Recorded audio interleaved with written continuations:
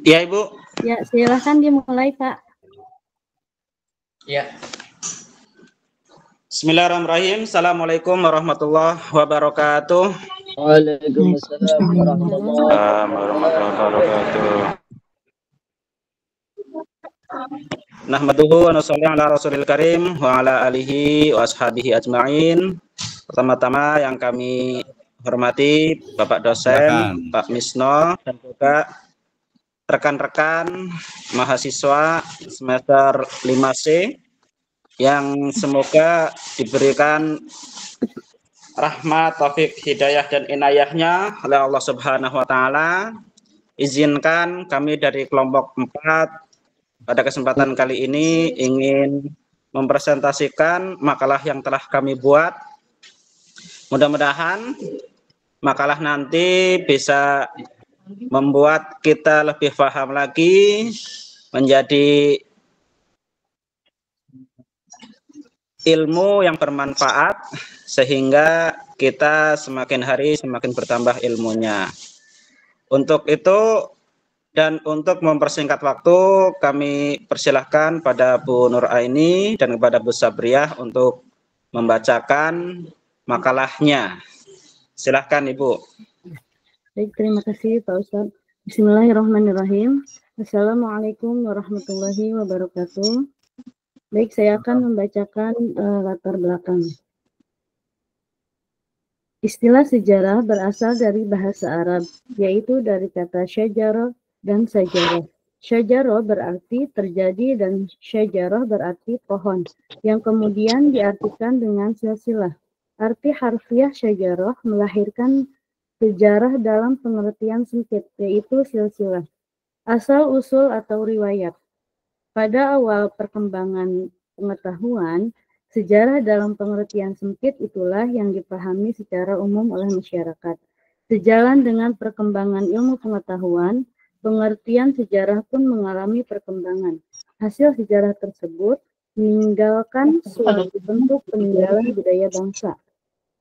Peninggalan tersebut berupa tulisan, simbol, ornamen, bangunan-bangunan bersejarah, dan sebagainya. Sehingga peninggalan tersebut dapat dinikmati dan dikenal secara nyata nilai budayanya oleh generasi-generasi penerus bangsa. Dalam melaksanakan penelitiannya, peneliti harus memiliki metode yang sesuai dengan pertimbangan prosedur yang ada.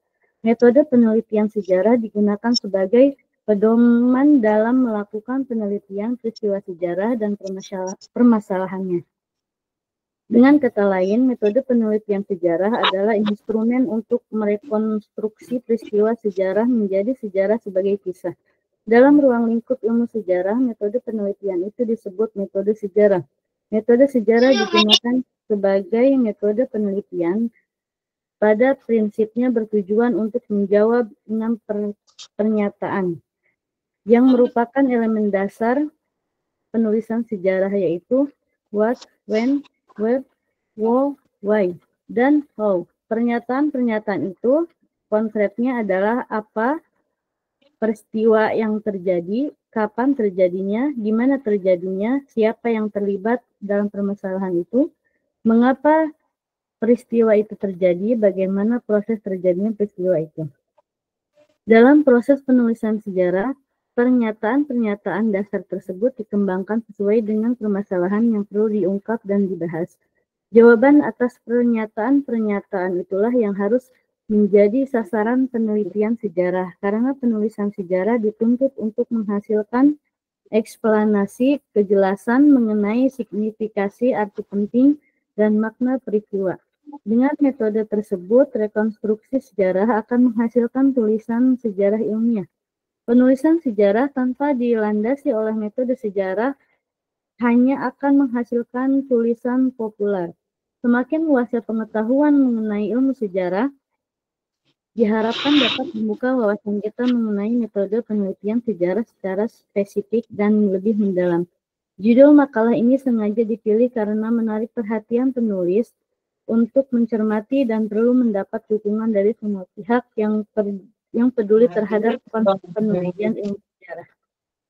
Rumusan masalah, beberapa yang menjadi masalah dalam penulisan ini pada pokoknya adalah metode penelitian sejarah. Secara terperinci, masalah ini dapat dirumuskan sebagai berikut. 1. Apa pengertian metode penelitian sejarah? 2. Apa sajakah jenis-jenis metode penelitian sejarah? 3. Bagaimanakah proses penelitian sejarah? 4. Apa sajakah sumber data yang terdapat pada metode penelitian sejarah? Yang kelima, apa tujuan dan kegunaan metode penelitian sejarah? Dan yang keenam, bagaimana hubungan metode penelitian sejarah dengan ilmu sejarah? Tujuan penelitian, mengetahui pentingnya metode penelitian sejarah. 2. Memperoleh informasi tentang hubungan metode penelitian sejarah dengan ilmu sejarah. 3. Mengetahui informasi tentang tujuan dan kegunaan penggunaan metode penelitian sejarah. 4. Memahami peristiwa di masa lalu menggunakan beberapa metode penelitian sejarah. 5. Menambah pengetahuan pembaca tentang bagaimana dan mengapa kejadian di masa lampau terjadi. Dan yang keenam, untuk mengetahui tugas ilmu sejarah. Pengertian metode penelitian sejarah adalah metode atau cara yang digunakan sebagai pedoman dalam melakukan penelitian peristiwa sejarah dan permasalahannya. Dengan kata lain, metode penelitian sejarah adalah instrumen untuk merekonstruksi peristiwa sejarah, history as past actuality, menjadi sejarah sebagai kisah. Dalam ruang lingkup ilmu sejarah, metode penelitian itu disebut metode sejarah. Jenis-jenis penelitian sejarah. Yang A, penelitian sejarah komparatif. Penelitian ini membandingkan faktor-faktor dari fenomena dalam rentang waktu dan tempat tertentu. Yang B, penelitian yuridis atau legal. Penelitian ini menyelidiki hal-hal yang menyangkut dengan hukum, baik hukum formal maupun non-formal dalam masa lalu. Yang C, penelitian biografis, meneliti kehidupan seseorang dan hubungannya dengan masyarakat. D, penelitian biografis, yaitu mencari, menganalisis, membuat interferensi, serta generalisasi dari fakta-fakta yang merupakan pendapat para ahli dalam suatu masalah atau suatu organisasi. Proses penelitian sejarah. A. Pemilihan topik penelitian. Suatu penelitian ilmiah tentu berawal dari pemilihan topik yang akan diteliti. Seorang peneliti sebelum terjun ke lapangan untuk melakukan penelitian harus membawa konsep atau gagasan yang akan diteliti. Dengan demikian, peneliti harus memastikan bahwa topik inilah yang akan diteliti. Selanjutnya, agar memperlancar semua proses penelitian akan lebih baik apabila topik yang dipilih adalah mempunyai kedekatan emosional atau kedekatan intelektual. Dalam bidang sejarah, topik penelitian harus memenuhi beberapa persyaratan, yaitu topik itu harus menarik, dalam arti menarik sebagai objek penelitian, dalam hal ini termasuk budaya keunikan. Selanjutnya, substansi masalah dalam topik harus memiliki arti penting, baik bagi ilmu pengetahuan maupun bagi kegunaan tertentu. Dan yang terakhir adalah masalah yang tercakup dalam topik memungkinkan untuk diteliti. Persyaratan ini berkaitan dengan sumber, yaitu sumber-sumbernya dapat diperoleh. Meskipun topik sangat menarik dan memiliki arti penting, namun bila sumber-sumbernya, khususnya sumber utama, tidak diperoleh, masalah dalam topik tidak akan dapat diteliti. Oleh karena itu, calon peneliti harus memiliki wawasan luas mengenai sumber, khususnya sumber tertulis. Silahkan dilanjutkan, Bu Sabriah.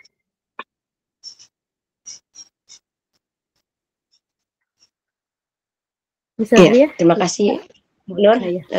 Silakan. Melanjutkan. Ya, terima kasih Pak Nuraini. Izin Pak dosen. B. Studi pendahuluan. Setelah topik penelitian ditentukan, segera dilakukan studi pendahuluan. Cari sumber-sumber acuan utama, yaitu sumber-sumber yang diduga memuat data atau informasi yang relevan dengan topik penelitian, dengan penelahan sumber-sumber acuan utama secara efektif. Peneliti akan dapat memahami ruang lingkup penelitian, baik ruang lingkup masalah maupun ruang lingkup temporal waktu dan spesial tempat atau wilayah objek penelitian. Ruang lingkup penelitian itu kemudian dituangkan dalam rencana kerangka tulisan atau laporan penelitian. Sementara itu telah pula bibliografi daftar pustaka pada setiap sumber acuan utama berupa buku ilmiah. Hal itu dimaksudkan untuk mendapat tambahan informasi sumber-sumber yang diduga memuat data tentang masalah yang akan diteliti. Catat identitas sumber-sumber itu menjadi biografi kerja. C. Implementasi penelitian. Sejarah. Penelitian sejarah yang pada dasarnya adalah penelitian terhadap sumber-sumber sejarah, merupakan implementasi dari tahapan kegiatan yang tercakup dalam metode sejarah, yaitu heuristis, kritik, interpretasi, dan historiografi.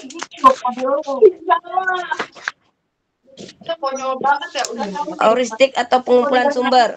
Menurut Noto Susanto, heuristik berasal dari bahasa Yunani. Heuristik artinya sama dengan to find, yang berarti tidak hanya menemukan, tetapi mencari dahulu. Pada tahap ini, kegiatan diarahkan pada penjajakan, pencarian, dan pengumpulan sumber-sumber yang akan diteliti, baik yang terdapat di lokasi penelitian, temuan benda, maupun sumber lisan. Secara umum, heuristik merupakan upaya penelitian yang mendalam untuk menghimpun jejak-jejak sejarah atau mengumpulkan dokumen-dokumen agar dapat mengetahui segala bentuk peristiwa dan kejadian-kejadian bersejarah di masa lampau. Jejak-jejak atau dokumen-dokumen yang berhasil dihimpun itu merupakan data-data yang sangat berharga, sehingga dapat dijadikan dasar untuk menelusuri peristiwa-peristiwa sejarah yang telah terjadi di masa lampau. Namun, untuk menemukan jejak-jejak sejarah atau dokumen-dokumen bersejarah itu tidaklah mudah. Para ahli atau sejarawan mulai dengan mengumpulkan informasi sebanyak-banyaknya tentang peristiwa sejarah yang akan ditelitinya. Tahap heuristik ini banyak menyita waktu, tenaga, biaya, pemikiran, dan juga perasaan. Oleh sebab itu, seyogyanya terlebih dahulu menggunakan kemampuan pikiran untuk mengatur strategi. Selanjutnya, setelah persiapan demikian selesai, maka terjun ke lapangan dengan segala persiapan dan ilmu yang ada agar tidak terjadi kesulitan-kesulitan saat realisasi atau prakteknya. Berdasarkan bentuk penyajiannya, sumber-sumber sejarah terdiri atas arsip, dokumen, buku, majalah, jurnal, surat kabar, dan lain-lain. Berdasarkan sifatnya, sumber sejarah terdiri atas sumber primer dan sifatnya sumber sejarah primer dan sumber sekunder. Sumber primer adalah sumber yang waktu pembuatannya tidak jauh dari peristiwa terjadi. Sumber sekunder adalah sumber yang waktu pembuatannya jauh dari waktu terjadinya peristiwa. Peneliti harus mengetahui benar mana sumber primer dan mana sumber sekunder. Dalam pencarian sumber sejarah, sumber primer harus ditemukan karena penulisan sejarah ilmiah tidak cukup hanya menggunakan sumber sekunder. Penelitian lapangan. Penelitian lapangan adalah suatu penelitian yang dilakukan oleh penulis dengan secara langsung ke lapangan untuk meneliti serta mencari data-data dan informasi yang berkaitan dengan masalah yang akan diteliti agar dapat dibahas berdasarkan informasi atau bukti data-data yang ditemukan. Ada dua teknik yang digunakan penulis untuk mengumpulkan data-data dan informasi penelitian lapangan, yaitu pengamat atau observasi adalah suatu teknik yang dilakukan penulis untuk mengamati secara langsung objek yang berkaitan. Tradisi lisan adalah suatu teknik yang dilakukan dalam pengumpulan data dengan mencermati penuturan informasi yang sifatnya turun-temurun dan dapat memberikan keterangan terhadap masalah yang akan diteliti untuk mewujudkan fakta-fakta dalam rangka penyusunan sejarah lokal tersebut. Verifikasi atau kritik sumber. Setelah sejarawan berhasil mengumpulkan sumber-sumber sejarah dalam penelitiannya, ia tidak akan menerima begitu saja sumber-sumber yang telah didapatkan sebelumnya, sehingga yang dilakukan peneliti sejarah seharusnya menyaring secara kritis dengan tujuan terjaring fakta yang menjadi pilihan. Maka langkah inilah yang disebut dengan kritik sumber. Tujuan dari kritik sumber agar hasilnya nanti dapat dipertanggungjawabkan. Sebab dalam usaha mencari kebenaran, seorang peneliti selalu dihadapkan pada benar, tidak benar, dan lebih-lebih meragukan. Maka dari sinilah seorang peneliti harus menggerakkan pikirannya dan mampu menggabungkan antara pengetahuan, menggunakan akal sehat, sikap ragu, percaya begitu saja, dan melakukan tebakan intelijen. Kritik sumber sendiri terdiri dari kritik ekstrem. Kritik juga bisa dikatakan pula sebagai kritik eksternal. Kritik eksternal yang dimaksud di sini ialah cara melakukan verifikasi atau pengujian terhadap aspek-aspek luar dari sumber sejarah. Syarat setiap sumber harus dinyatakan dahulu otentik dan integral, sehingga dalam proses ini perlu sekali pemeriksaan yang ketat terhadap sumber yang didapatkan. Setiap sumber yang didapatkan, peneliti juga harus mengerti atau diketahui sebagai orang yang dipercaya. Kesaksian itu sendiri harus dapat dipahami dengan jelas.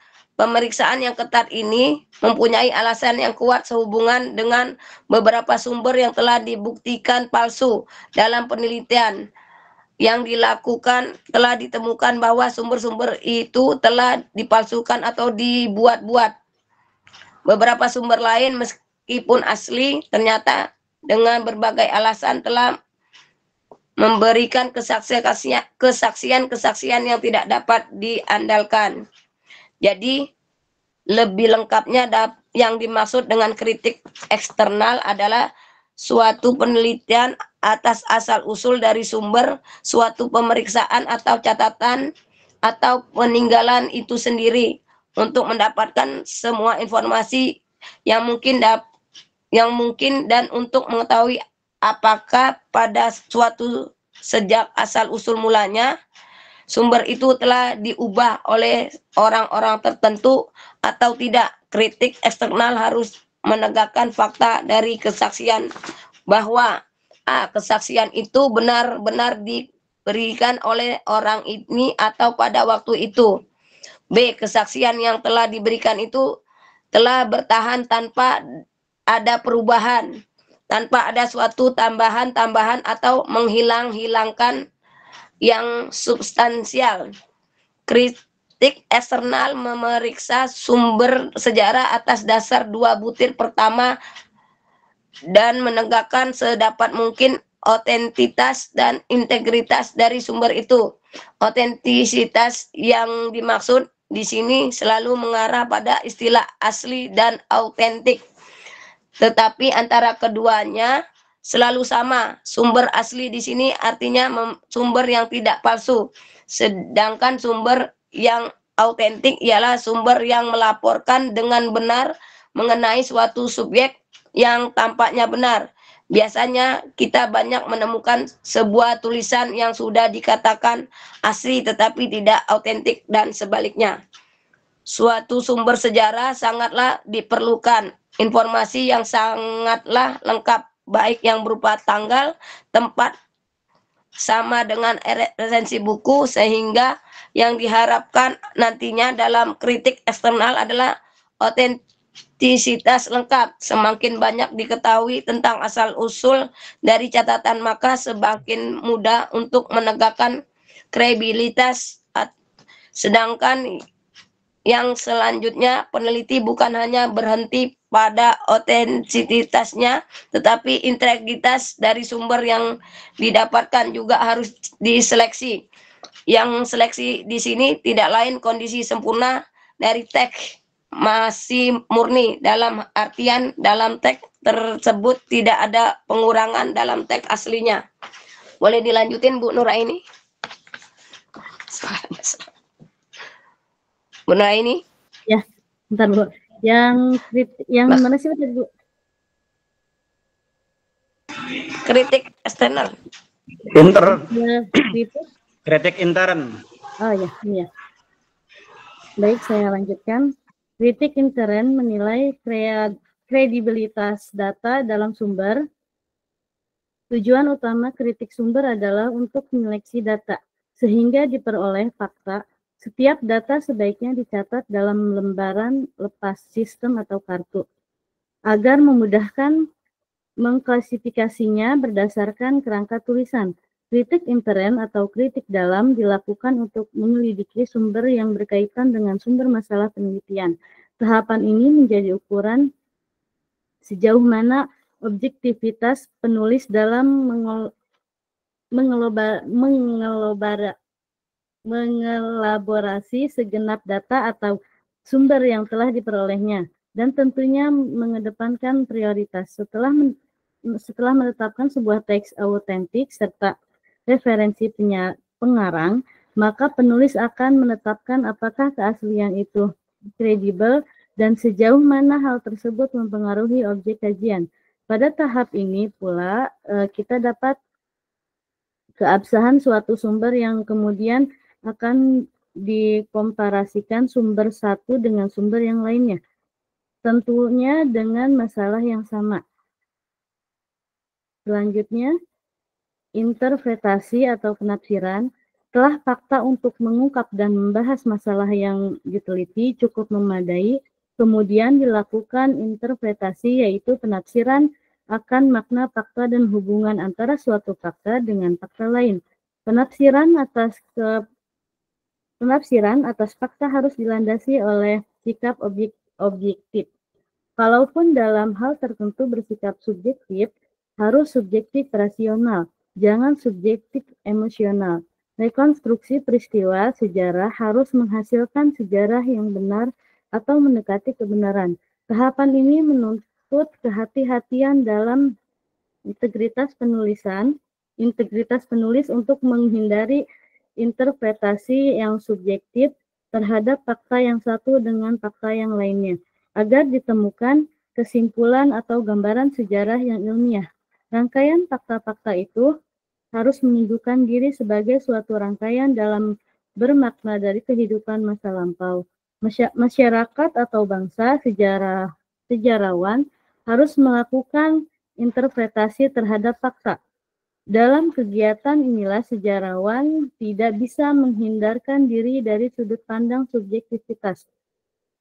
Karena untuk menentukan fakta mana yang dianggap sesuai biasanya berlandaskan pada kecenderungan pribadi pada kelompoknya, pada teori-teori penafsiran dan pandangan hidup bangsa.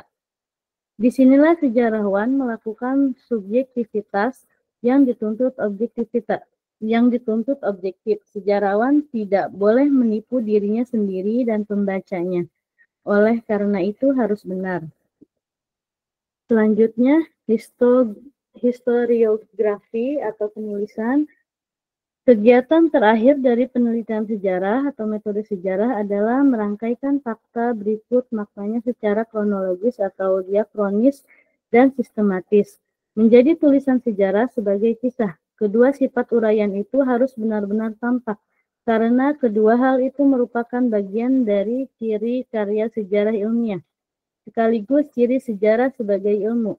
Selain kedua hal tersebut, penulisan sejarah, khususnya sejarah yang bersifat ilmiah, juga harus memperhatikan kaidah-kaidah penulisan karya ilmiah umumnya, yaitu yang A, bahasa yang digunakan harus bahasa yang baik dan benar menurut kaidah bahasa yang bersangkutan. Karya ilmiah dituntut untuk menggunakan kalimat efektif. Yang B, memperhatikan konsistensi antara lain dalam penempatan tanda baca, penggunaan istilah, dan penunjukan sumber. C. Istilah dan kata-kata tertentu harus digunakan sesuai dengan konteks permasalahannya. Dan yang terakhir adalah format penulisan harus sesuai dengan kaidah atau pedoman yang berlaku, termasuk format penulisan biografi atau daftar pustaka atau daftar sumber. Selanjutnya adalah tujuan dan kegunaan metode penelitian sejarah. Tujuan dari metode penelitian sejarah adalah agar memudahkan bagi peneliti untuk mengkaji bahan penelitiannya. Berbicara ruang lingkup dalam penelitian sejarah sebenarnya tidak lain tujuannya agar penelitian yang dilakukan tidak menyimpang dari fokus permasalahan yang akan dibahas nantinya. Maka perlu sekali peneliti membatasi ruang lingkup, yaitu temporal, tempat, spesial, dan materi. Peneliti membutuhkan metode agar objek penelitiannya terangkum secara sistematis. Maka dengan cara seperti inilah seorang peneliti tidak akan kesulitan lagi. Pembelajaran sejarah umumnya ialah suatu perkenalan dengan riwayat manusia di dunia, yaitu yang memperjuangkan kehidupan yang bahagia, adil, dan makmur. Lagi pula, supaya dapat mencapai kesadaran tentang dasar dari tujuan hidup manusia pada hakikatnya, dalam hubungan ini, maka pembelajaran sejarah adalah suatu usaha untuk ikut membentuk jiwa manusia. Dalam sejarah, tampak pula betapa banyak corak perjuangan itu. Perjuangan itu meliputi seluruh kehidupan manusia, kebudayaan, politik, ekonomi, sosial, dan sebagainya. Peristiwa-peristiwa penting yang mengenai perjuangan itu layak dikenal dan dipahamkan oleh pelajar.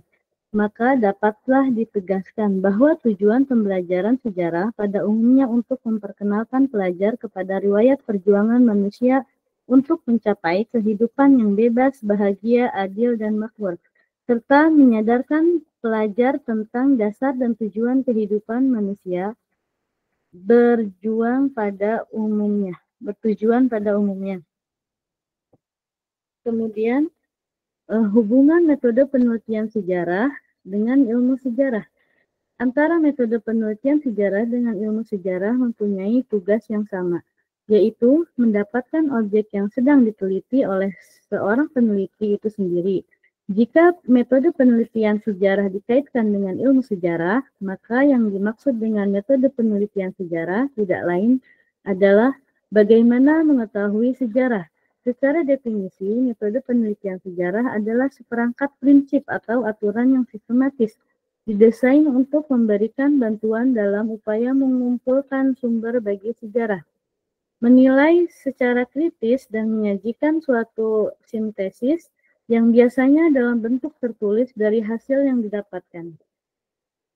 Yang terakhir adalah penutup. Kesimpulan, penelitian sejarah harus dilandasi atau berpedoman pada kaidah-kaidah metode sejarah. Jika tidak, penelitian itu hanya akan menghasilkan tulisan sejarah semi ilmiah atau bahkan sejarah populer.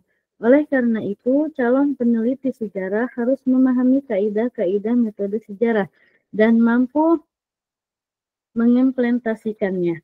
Agar penelitian itu menghasilkan karya sejarah ilmiah, penulisan sejarah ilmiah dituntut untuk menghasilkan eksplanasi mengenai permasalahan yang dibahas.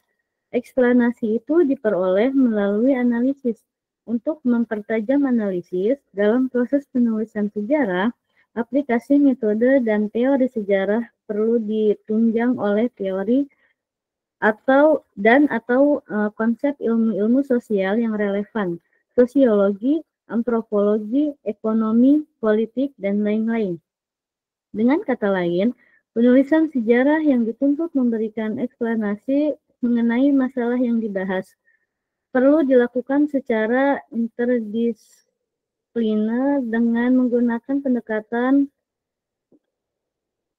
multidimensional. Hal itu sesuai dengan ciri-ciri dan karakteristik sejarah sebagai ilmu. Oleh karena itu, penelitian sejarah dan hasilnya dapat membantu penelitian dan pengembangan kebudayaan. Sejarah mengkaji aspek-aspek kehidupan manusia di masa lampau termasuk kebudayaan. saran yang terakhir adalah saran. Dalam membuat metode penelitian sejarah, kita harus memiliki sumber yang otentik. Kami melihat kegunaan metode sejarah sebagai instrumen untuk merekonstruksi peristiwa sejarah. Hal inilah yang harus ditekankan untuk melakukan metode penelitian sejarah, agar tidak terjadi kesalahpahaman sumber sejarah. Penulis berharap pembaca dapat memberikan kritik dan saran yang membangun demi sempurnanya makalah ini. Semoga makalah ini bermanfaat bagi penulis dan khususnya dan para pembaca pada umumnya. Ya, baik, terima kasih itu presentasi dari kelompok kami.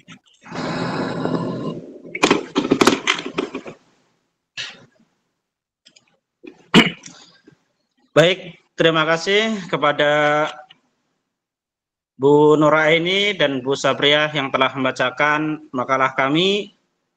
Sebelumnya mohon maaf kepada Bapak dosen Dr. Misno SHI SE MEI MH MPD atas keterlambatan saya pribadi karena tadi ada rapat, Pak. Mohon maaf untuk persiapan hari Senin. Kemudian yang kedua, mohon maaf juga pada teman-teman atas kekurangan makalah kami. Silakan yang ingin menambahkan atau ingin bertanya atau ingin berdiskusi tentang makalah kami yang berjudul Metode Penelitian Sejarah. Insya Allah nanti akan kami jawab jika ada pertanyaan semampu kami. Kemudian yang kedua, mohon maaf kepada kami karena PPT-nya terlalu panjang. Sebenarnya ini bukan PPT atau tidak bisa disebut PPT ya, karena bukan poin-poin yang ada di sini, tapi kami hanya memindahkan yang ada di makalah ke PPT ini. Tujuannya adalah agar teman-teman mahasiswa dapat mendengarkan yang tadi sudah disampaikan dan juga dapat membaca yang kami tampilkan di layar. Silakan jika ada yang ingin bertanya atau ingin menambahkan atau ingin berdiskusi.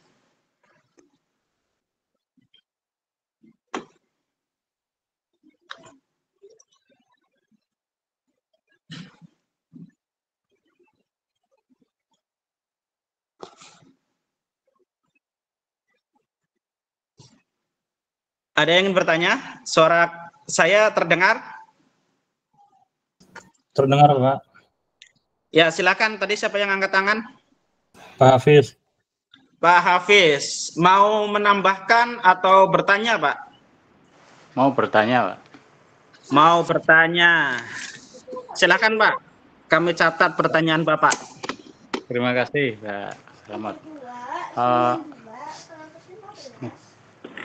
Jika kita lihat dalam sejarah, terus dalam referensi yang lain gitu ya, sama judulnya tapi tahunnya berbeda. Misalnya seperti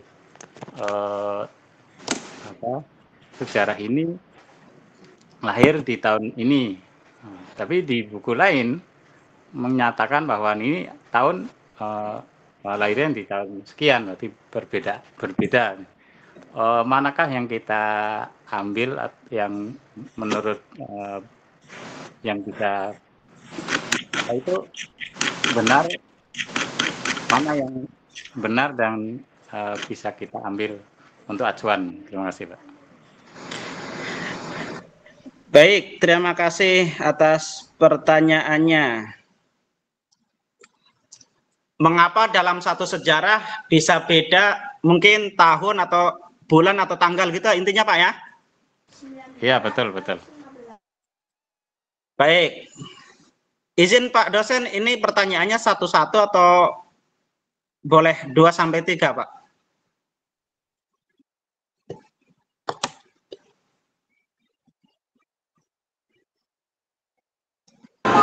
Untuk jawab 3 langsung aja nggak apa-apa, Ustadz. 3 dulu. 3 ya? Ya, baik.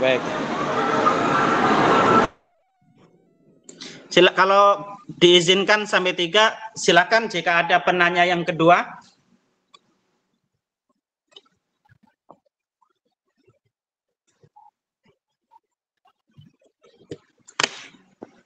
Ada yang ingin bertanya? Itu Pak Hendra, Pak. Ya, langsung aja dibuka mic-nya, Pak. Oh ya, baik. Ya, Assalamualaikum warahmatullahi wabarakatuh. Waalaikumsalam warahmatullahi wabarakatuh. Silakan, Bapak. Nah, baik, yang saya perlu tanyakan, metode apa yang betul-betul pas atau cocok dalam penelitian suatu sejarah agar tidak berbenturan dengan kultur atau kebiasaan yang ada di daerah tersebut gitu. Jadi ketika kita suatu penelitian ini kan biasanya berbenturan dengan kultur yang ada. Dan kita masukkan cerita tentang ini, tapi tokoh dan masyarakatnya itu menolak. Tapi sebenarnya memang yang kita teliti itu sebenarnya itu metode apa atau pendekatan seperti apa yang harus kita lakukan agar supaya masyarakat itu menerima hasil penelitian yang kita lakukan. Mungkin itu aja. Terima kasih. Assalamualaikum warahmatullahi wabarakatuh. Waalaikumsalam warahmatullahi wabarakatuh. Intinya metode apa yang harus dilakukan agar sejarah atau penulisan sejarah yang kita tulis itu diterima oleh masyarakat, gitu Pak ya? Iya betul, betul. Di masyarakat itu sendiri, kan penelitian itu biasanya dilakukan di tempat-tempat tertentu. Di situ kan pasti ada masyarakatnya, ada tokoh masyarakatnya, ada biasanya tuh ada kuncennya gitu kan. Oh, misalkan kita akan meneliti sejarah Gunung Tangkuban Perahu berarti di Jawa Barat agar tidak bertentangan dengan masyarakat Jawa Barat, gitu maksud Bapak? Betul, karena kan sekarang ini sangat populer atau sangat viral itu tentang penelitian makam-makam para wali dan para syekh yang perlu diteliti dengan benar kebenarannya kan, agar supaya masyarakat tidak terpengaruh atau tidak selalu percaya dengan itu betul-betul makamnya wali gitu ya. Mungkin itu ya, itu aja mungkin Pak, itu perlu dijelaskan metodenya apa dan cari kebenarannya seperti apa. Baik, terima kasih Pak. Tadi yang pertama dari Pak Hafiz ya. Yang kedua dari Pak siapa tadi? Hendra, betul? Iya Pak. Betul. Silakan satu penanya lagi. Langsung dibuka mic-nya, boleh langsung bertanya.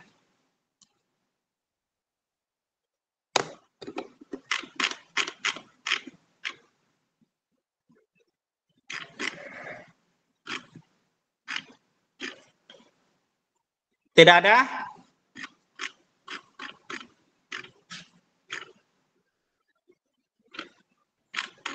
Nanti lanjut lagi ya, yang kedua nanti ya, Pak Ustadz Ali Imron. Baik, Pak Ustadz. Baik. Nanti saya lihat. Kami jawab aja Pak dosen, atau gimana?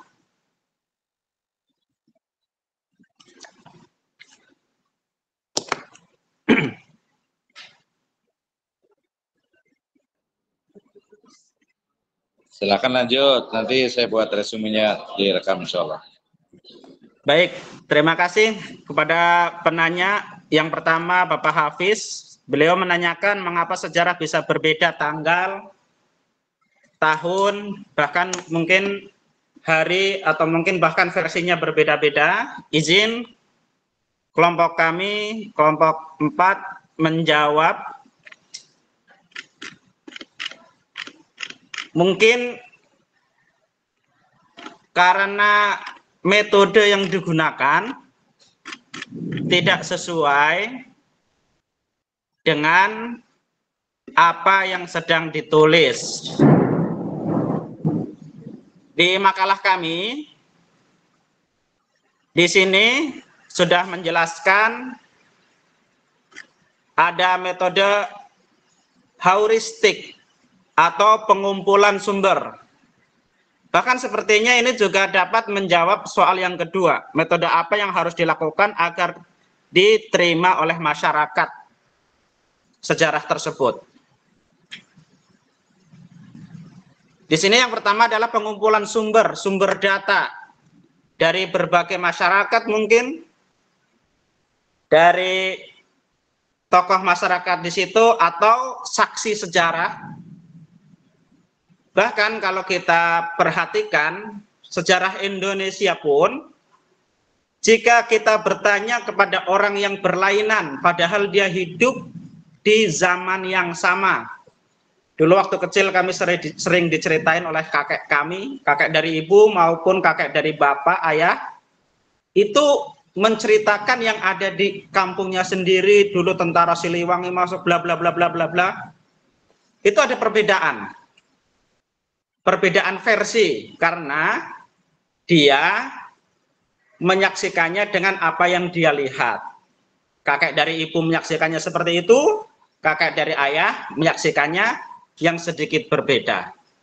Tetapi dalam kita menulis sejarah, di sini di makalah kami sudah disebutkan kita harus mengumpulkan sumber-sumber yang ada, mungkin sampai ratusan bahkan ribuan sumber jika memang ada sumbernya perlu dikumpulkan dan kita ambil misalkan sumber yang mengatakan sejarahnya itu seperti A, dari 100 itu ada 70, kemudian ada yang versinya seperti B 10.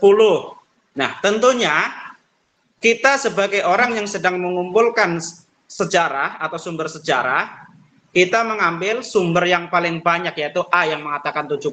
Berarti kesamaannya adalah 70%. Seperti itu, Pak. Agar sejarah tersebut tidak berbeda-beda tanggal, tahun maupun bulan bahkan harinya. Nah, dan di sini juga sekaligus menjawab yang nomor 2, agar diterima masyarakat ya seperti itu tadi. Kita mengumpulkan sejarah, pengumpulan sumbernya harus autentik, harus benar-benar murni dari saksi sejarah, bahkan pelaku sejarah tersebut jika ada. Kemudian di kelompok kami juga, di sini bukan hanya mengumpulkan sumber-sumber, tetapi kritik sumber. Setelah mengumpulkan sumber, ini diteliti lagi. Tidak akan menerima begitu saja. Di makalah kami tadi yang sudah disampaikan.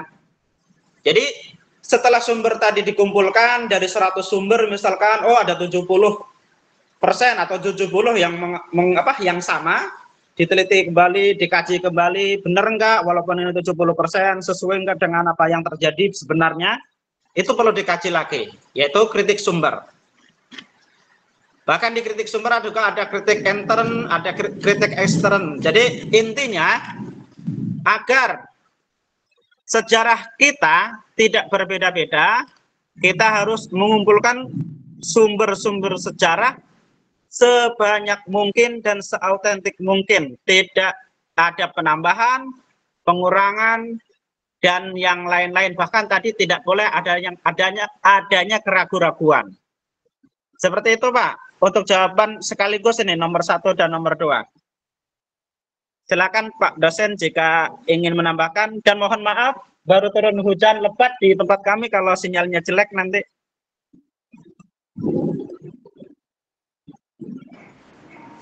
Seperti itu Pak jawaban dari kelompok kami. Jika ada yang ingin menambahkan kami persilahkan, silakan dari kelompok berapapun. Ya kan sebenarnya gini Pak, banyak sejarah yang memang belum fix dan deal ya, salah satunya banyak lah ya sejarah-sejarah seperti sejarah tentang makam para wali, sejarah tentang penyakit yang disebabkan oleh tikus, itu kan sampai saat ini kan sebenarnya belum ketemu tuh. Nah, ini permasalahannya kan pasti ada gitu. Mungkin ada metode yang perlu ada standarnya, yang perlu disepakati gitu di sebuah keilmuan tentang penelitian, yang maksud saya gitu. Masih banyak sekali sih sebenarnya kan berita-berita tuh kita dengar kan. Terus ada tentang COVID yang COVID-19 yang kemarin itu luar biasa, sekarang yang selalu dikundur-kundurkan oleh para calon gubernur di DKI ya kan. Salah satu ini Dermawan itu yang selalu menentang dengan adanya COVID-19, adanya virus. Ya mungkin itu aja. Silakan. Itu aja. Terima kasih. Ya sama-sama Pak. Ya mungkin seperti itu Pak. Mungkin karena mereka tidak melakukan penelitiannya tidak seperti apa yang ada di makalah kami, atau tahapan-tahapannya tidak seperti yang ada di makalah kami. Ada pengumpulan sumber, ada kritik eksternar, kemudian ada penafsiran dan lain sebagainya dan lain sebagainya, sehingga akhirnya seperti berita aja itu, bukan seperti sejarah. Atau bisa saja berita yang simpang siur dan lain sebagainya. Menurut A seperti ini, menurut B seperti ini. Bahkan kalau kita flashback yang dipertanyakan Bapak tadi mengenai COVID-19 ya, bukan hanya kita sebagai orang awam, bahkan dokter pun berbeda-beda. Ada yang bilang seperti ini, ada yang bilang seperti itu. Itu Pak. Kalau menurut kami, agar sejarah tersebut tidak bertentangan, ya harus sesuai dengan seperti makalah yang kami tulis ini Pak. Susunannya atau tahapan-tahapannya. Seperti itu Pak. Mohon maaf jika ada kekurangan. Silakan yang lain jika ingin menambahkan dari kelompok lain, siapapun kami izinkan. Assalamualaikum warahmatullahi wabarakatuh. Dr. Hendy dari kelompok 6 nih Pak. Silakan Abah. Ya, untuk walaupun telah selesai sesuai dengan apa yang dikatakan Bapak dari makalah Bapak itu, belum tentu menunjukkan bahwa suatu sejarah itu benar, karena sejarah itu biasanya ditulis oleh tergantung siapa yang menulisnya, dan yang menulis sejarah itu adalah penguasa pada waktu itu. Jadi bisa jadi suatu sejarah itu dikatakan benar dan tidaknya itu jadi tidak akurat karena adanya subjektivisme. Jadi tergantung siapa yang menulis, tergantung zamannya. Jadi bisa jadi satu sejarah memang begitulah, berbeda-beda gitu. Malahan kata seperti apa yang telah saya katakan dulu, Indonesia pun kalau menurut kita Indonesia seperti ini, kalau menurut Belanda seperti itu. Jadi berbeda-beda, tergantung dari sudut pandang mereka memandang sejarah yang terjadi. Oleh karena itu kita harus tabayun itu seperti itu. Jadi jangan mudah terpengaruh oleh, ya jangan mudah kalau menerima ada pendapat lain, oh ini kalau menurut pendapat si anu gitu. Jadi kita itu jangan egois gitu, harus menerima pandangan dari orang lain karena mungkin mereka punya sisi sudut pandang yang berbeda. Itu Pak. Terima kasih. Ada lagi Abah? Maaf ya, sinyalnya agak jelek ya. Jadi itu aja cukup Pak. Terima kasih. Oke, makasih atas masukan ya, ini sebenarnya dari Abah ya. Sangat benar sekali yang disampaikan oleh Abah Johandi tadi, menyebutkan dari kelompok 6. Tergantung dari sudut pandang, tergantung juga dari siapa yang menulis. Yang menulis itu orangnya jujur atau tidak, seperti itu. Dan tadi juga disebutkan oleh Abah, bahkan versi kemerdekaan Indonesia, versi orang Indonesia dan versi orang Belanda pun pasti akan berbeda. Bahkan di Indonesia pun mungkin versi umat Islam dan versi negara juga akan berbeda. Mungkin seperti itu kalau menurut tambahan dari kami. Tapi untuk penulisan sejarah, sekali lagi betul, yang kami sampaikan ini tidak benar 100%. Dari makalah yang kami sampaikan tadi, tapi setidaknya jika kita mengikuti langkah-langkah yang sudah kami tulis di makalah ini, dari pengumpulan sumber, kemudian ada penelitian lapangan, kita ke tempat lokasinya langsung, kemudian ada verifikasi, kritik sumber, benar enggak ini kritiknya pun ada kritik ekstern dan intern, dan lain sebagainya, insya Allah sejarah yang kita tulis, kalaupun salah, misalnya, kalaupun tidak sesuai atau kurang diterima oleh masyarakat, tidak fatal-fatal sekali.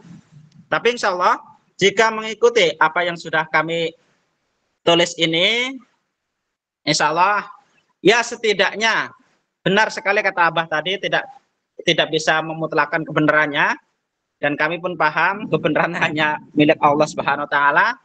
Ya 80-85% lah jika langkah-langkah yang kami tulis ini dijalankan oleh para sejarawan tersebut. Seperti itu, silakan jika ada yang ingin menanggapi atau ingin menambahkan. Enten masalah berarti tadi untuk mengukur kevalidan ataupun kebenaran sejarah itu apakah harus diukur dari berapa persen, misalnya yang A ada 80%, yang B 15%, yang C misalnya berarti 5%. Apakah itu yang paling valid itu kebanyakan yang 80%-nya, apa bisa jadi sejarah yang benar itu juga kadang yang paling sedikit tapi ya benar gitu. Maksudnya ingin mengatakan belum tentu yang 80% itu sesuai dengan kenyataan gitu ya? Betul. Baik. Karenanya izin menjawab, karenanya di makalah kami tadi ada istilahnya penelitian lapangan. Setelah kita mengumpulkan sumber, itu kita terjun langsung ke lapangan tersebut. Bisa kita mencari sumber-sumber dari orang lain atau sumber-sumber lain dari buku-buku lain jika memang sudah dibukukan, untuk menentukan sejarah itu sebenarnya seperti apa sih gitu. Memang untuk 100% sesuai dengan sejarahnya, kalau saya pribadi mengatakan tidak akan mungkin ya, tapi untuk sampai 90% insya Allah bisa jika memang kita pengumpulan sumbernya itu tepat, kemudian kita terjun ke lapangan juga dan melakukan hal-hal verifikasi dan lain sebagainya seperti sebagaimana makalah yang telah kami tuliskan ini. Seperti itu, Pak.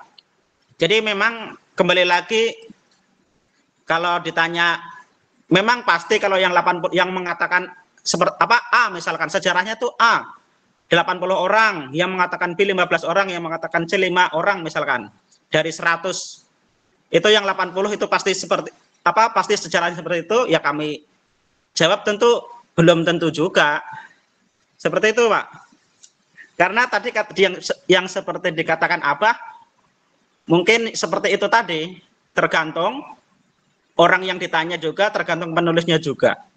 Terima kasih. Silakan jika ada yang ingin menambahkan atau Bapak dosen ingin melengkapi.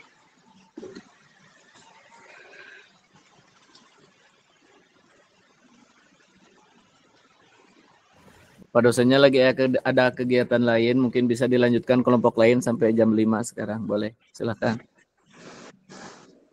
Itu Pak dosen tapi masih aktif. Ya, tapi beliaunya cuman mantau aja, nanti di rekamannya. Oh, gitu ya. Ada yang ingin bertanya atau menambahkan atau tidak setuju dengan apa yang kami sampaikan tadi, silakan. Jika tidak ada, maka silakan dilanjutkan di kelompok lain, dengan kelompok lain. Ada? Kelompok siap agar kelompok 5 agar bersiap-siap kelompok selanjutnya. Sepertinya sudah tidak ada yang bertanya ataupun yang ingin menambahkan. Ada yang bertanya?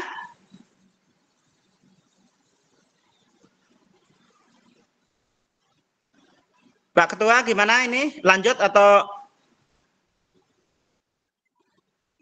Lanjut aja, Pak. Kelompok berikutnya, Pak.